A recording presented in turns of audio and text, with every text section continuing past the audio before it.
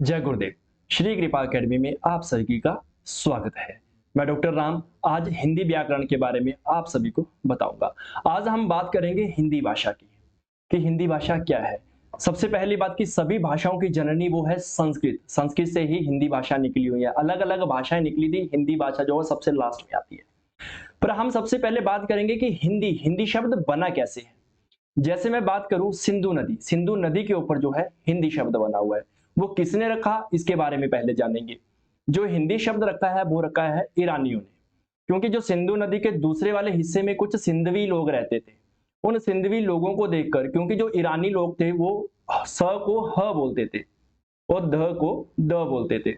तो उन्होंने क्या किया, जो जहां सिंधी लोग रहते थे वहां पे स को उन्होंने क्या कर दिया ह और ध को उन्होंने कर दिया द। तो वहीं से हिंदी शब्द बना है।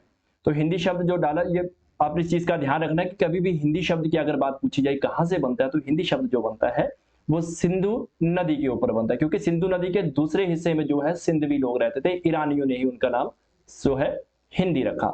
आइए आज हम बात करेंगे हिंदी भाषा के बारे में। तो हिंदी भाषा के साथ साथ आज कुछ महत्वपूर्ण प्रश्न रहेंगे। जैसे कि हमारा जो फर्स्ट प्रश्न रहेगा वो रहेगा, हिंदी किस भाषा की परिवार की भाषा है।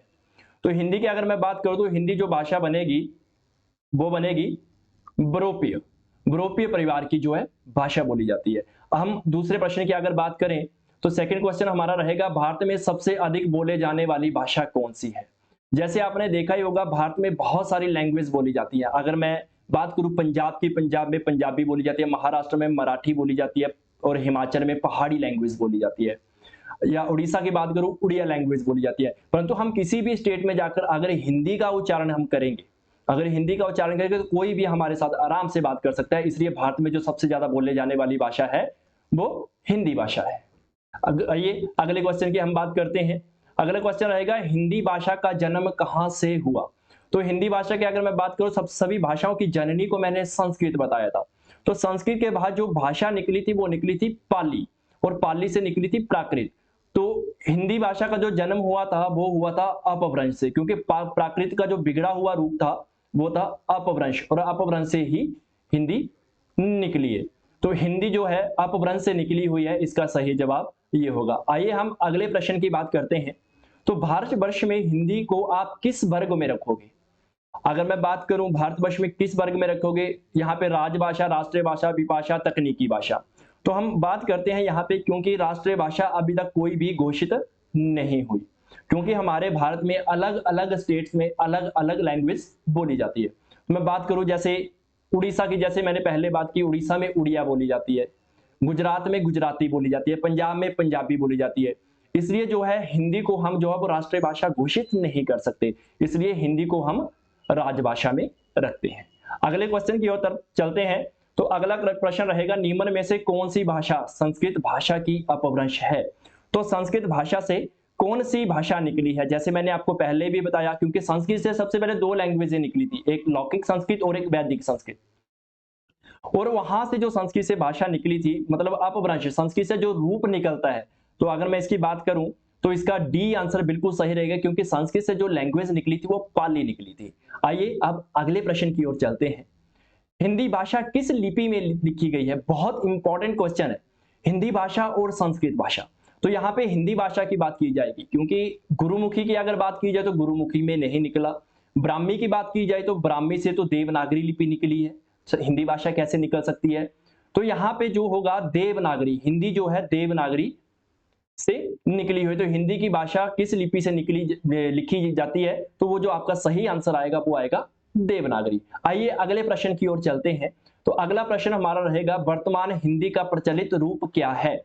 तो वर्तमान में जो हिंदी बोली जाती है, अगर किसी भी भाषा का अगर जो अपभ्रंश, जो बिगड़ा हुआ रूप निकलता है, वो हमेशा खड़ी बोली के रूप में जाना जाता है। तो यहाँ पे अगर बात करेंगे तो वर्तमान हिंदी का प्रचलित रूप है, क्योंकि हिंदी जो है हिंदी अपभ्रंश से निकली हुई है, मतलब बिगड़ा हुआ रूप निकला गया, तो इसलिए हम इसको खड़ी बोली के रूप में ही देखेंगे। आइए हम अगले प्रश्न की ओर चलते हैं। तो अगला प्रश्न यहाँ पे बढ़ रहा है, हिंदी भाषा के विकास का सही अनुक्रम कौन सा है, कि कौन सी भाषा कब निकली। क्योंकि सबसे पहली भाषा हमारी तो संस्कृत भाषा बनी थी, तो संस्कृत के बाद अलग अलग भाषाएं आई हैं। तो संस्कृत के बाद जो भाषा निकली थी वो भाषा निकली थी पाली। तो पाली निकली थी, और पाली के बाद जो भाषा निकली थी वो निकली थी प्राकृत, और प्राकृत के बाद जो निकली थी अपभ्रंश। अपभ्रंश के बाद जो निकली थी, क्योंकि अपभ्रंश का बिगड़ा हुआ रूप है, मैं अभी भी आपको याद रहता हूं, उस भाषा का नाम है सौरसैनी, उसका बिगड़ा हुआ रूप था। पर बिगड़ा हुआ रूप हम यहां नहीं लेंगे, हम यहां पे जो है ऑप्शन ए लेंगे, क्योंकि हिंदी भाषा का विकास का सही अनुक्रम जो रहेगा वो संस्कृत से जो है पाली निकली, पाली से जो है प्राकृत निकली, प्राकृत से अपभ्रंश निकली, और अपभ्रंश से हिंदी निकली। तो इसका ऑप्शन ए बिल्कुल सही रहेगा। आइए अगले प्रश्न की ओर चलते हैं। तो अगला प्रश्न इनका रहेगा, हिंदी खड़ी बोली किस अपभ्रंश से विकसित हुई है? तो हिंदी खड़ी बोली किस अपभ्रंश से विकसित हुई है, इसके बारे में आज जानेंगे। जैसे मैंने आपको पहले प्रश्न में बताया कि जो हमारी लैंग्वेज है, क्योंकि हिंदी का अपभ्रंश का बिगड़ा हुआ रूप जो था वो सौरसैनी था, तो यहाँ पे जो प्रश्न पूछा जाता है हिंदी खड़ी बोली किस अपभ्रंश से निकली हुई है, तो इसका जो सही आंसर रहेगा वो रहेगा सौरसैनी भाषा। आइए अगले प्रश्न की ओर चलते हैं। अगला प्रश्न रहेगा, हिंदी की आदि जननी कौन सी है?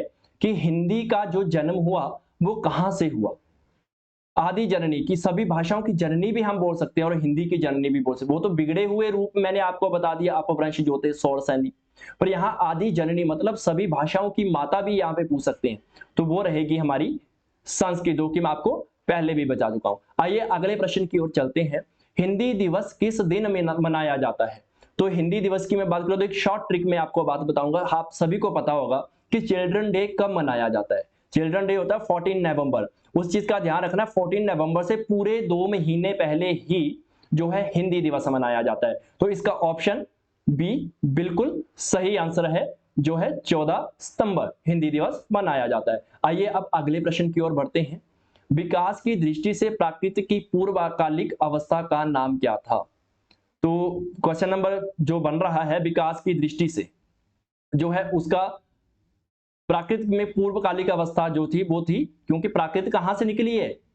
पाली से। ये चीज मैं आपको पहले भी क्लियर कर चुका, क्योंकि संस्कृत से निकली थी, पाली, पाली से प्राकृत निकली है। तो पूर्वकालिक मतलब जो पिछला समय, जो पाली से पहले जो लैंग्वेज बोली जाती थी वो थी, नहीं सॉरी, जो प्राकृत से पहले जो लैंग्वेज बोली जाती थी वो थी पाली। तो इसका सही आंसर जो बनेगा वो बनेगा ऑप्शन ए। आइए अगले प्रश्न की ओर चलते हैं।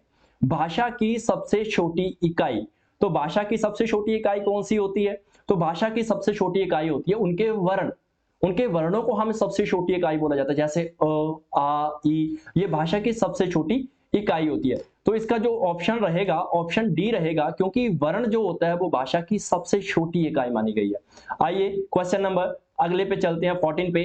वर्णमाला कहते हैं, किसको कहते हैं वर्णमाला?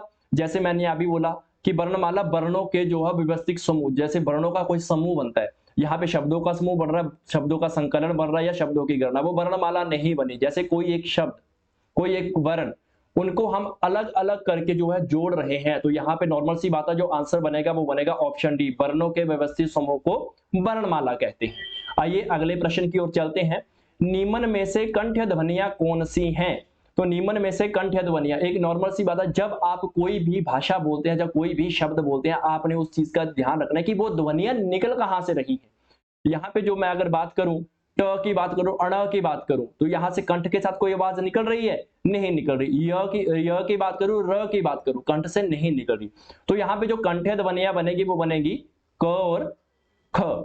तो ऑप्शन ए इसका सही जवाब रहेगा कि निम्न में से कंठ्य ध्वनियां कौन सी हैं? तो ऑप्शन ए क और ख इसकी जो है कंठ्य ध्वनियां है। आइए अगले प्रश्न की ओर चलते हैं। तो स्थान के आधार पर बताइए कि मूर्धन्य व्यंजन कौन से हैं? तो स्थान के आधार पर मूर्धन्य व्यंजन की अगर बात करूं, तो मूर्धन्य व्यंजन जो होते हैं, जैसे घ और घ की, ये मूर्धन्य व्यंजन नहीं आएंगे। यहाँ पे कौन आएंगे? जो मूर्धन्य को टच करे, तो यहाँ पे ड और अड़। तो ऑप्शन सी इसका सही जवाब रहेगा, ड और अड़। आइए अगले क्वेश्चन की ओर चलते हैं। निम्न में से अल्प प्राण वर्ण कौन से हैं? अल्प प्राण, मैं यहाँ पे फिर मैं डिटेल में लूंगा, अल्प प्राण और महाप्राण। अल्प प्राण, तो अल्प प्राण कौन से होते हैं और महाप्राण कौन से होते हैं? अल्प प्राण वो होते हैं जिसमें मुख विवर से कम हवा बाहर निकले, और महाप्राण क्या होते हैं? जिसमें मुख विवर से मतलब हमारे मुख से हवा ज्यादा बाहर निकले। तो यहाँ पे अ या आ की बात करूं, अ या आ की बात करूं, तो ये क्या होंगे? ज्यादा बोलने वाले महाप्राण आएंगे। यहाँ पे कौन कौन से होंगे? क और घ, क और क और घ, ऐसे करके आपने ये टच करने। तो अल्प प्राण कौन से हुए?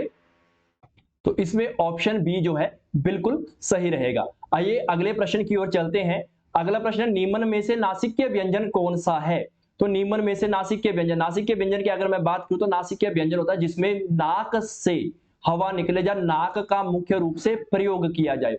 तो श की बात करूं, नाक का प्रयोग किया जाता है, नहीं किया जाता। घ की बात करूं, नाक का प्रयोग होता है, नहीं होता। ज की बात करूं तो नहीं होता। तो जाहिर सी बात है ऑप्शन बी इसका बिल्कुल सही जवाब रहेगा, या क्योंकि इसका जो प्रयोग है वो नाक से किया जाता है। आइए अगले प्रश्न की ओर चलते हैं। हिंदी वर्णमाला में अयोगवाह वर्ण कौन से हैं? एक चीज का आपने ध्यान रखना है, अयोगवाह वर्ण होते कौन है? अयोगवाह वर्ण वो होते हैं जो ना कि स्वर है ना व्यंजन है। तो यहाँ पे अ आ की बात करूं, अ और आ स्वर में आते हैं।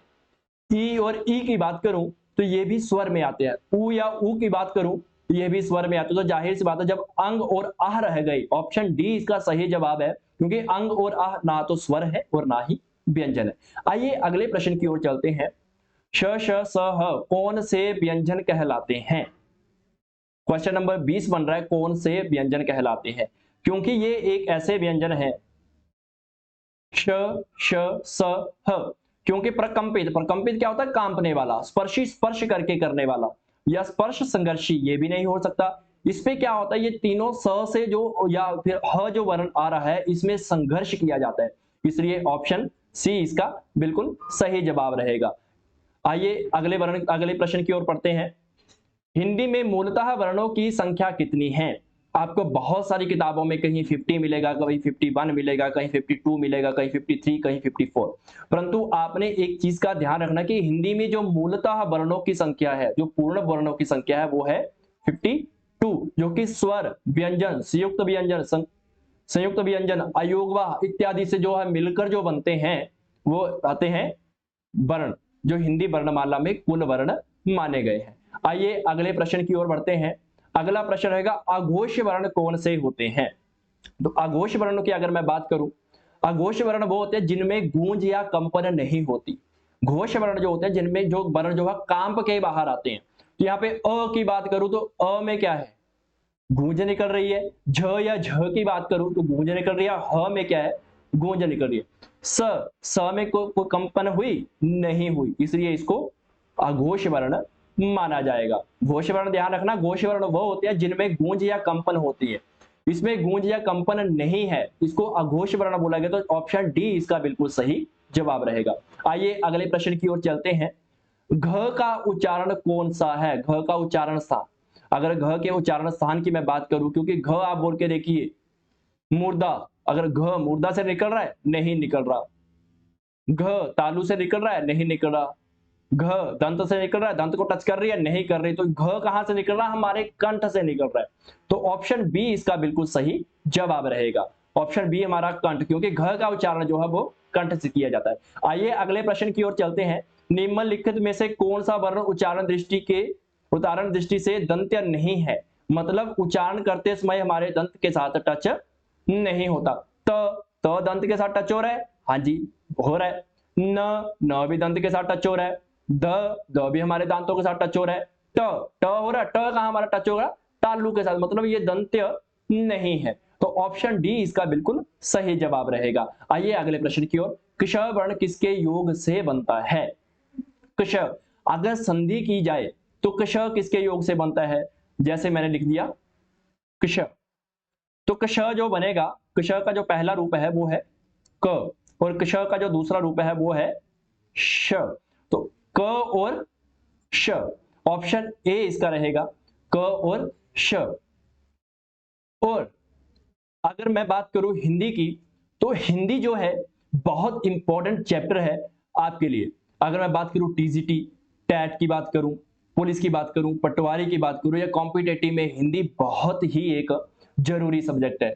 अगर आप भी हमारे साथ जुड़ना चाहते हैं तो हमारे चैनल को फॉलो करें, और अगर कोई अधिक जानकारी चाहते हैं तो स्क्रीन के ऊपर दिए गए हमारे नंबरों पे संपर्क कर सकते हैं। जय गुरुदेव, जय हिंद।